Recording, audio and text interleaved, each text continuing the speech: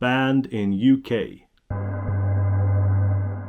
Scum is a 1979 British feature film written by Ray Minton and directed by Alan Clarke. Scum follows three youths as they enter the Borstal system, to a fanfare of chugging transit van diesel, which rightly suggests they're being driven into some sort of mechanical meat grinder.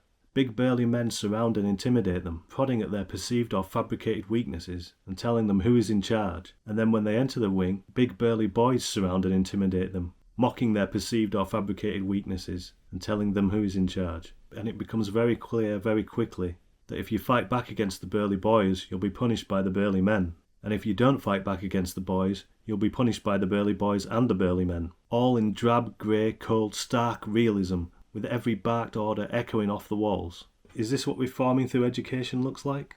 The only lessons these boys are learning is you either fight or die, because flee isn't an option. Ray Winstone luckily establishes his character Carlin and his career as a hard man, the one with the minerals, the lucky one who has the strength to fight back and win. He thrives in this environment, because as was once said about the Borstals, more often than not they were breeding grounds for bullies and psychopaths.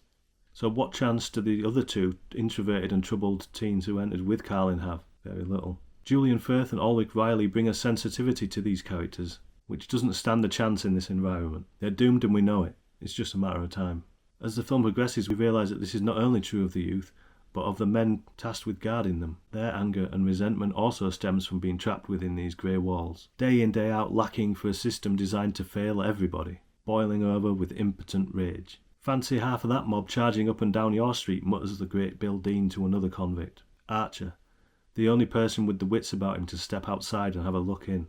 What Archer sees is a system which degrades everybody equally from an almost omnipotent godlike position, an institution overseen by a malevolent entity who can't be blamed for the problems it causes because it doesn't have a face, leaving the ants in the farm to eat each other up. Scum is a relentlessly grim and brutal document of a method of punishment now long gone, but a method of thinking still very much alive in the hornet's nest that is modern political rhetoric. Misplaced anger on loop, violence begetting violence. If only we had an Alan Clarke now to capture this time in the stark fury he did then. Perhaps we'd be able to talk this through like Archer suggests, rather than lash out impotent at it and kick bins over.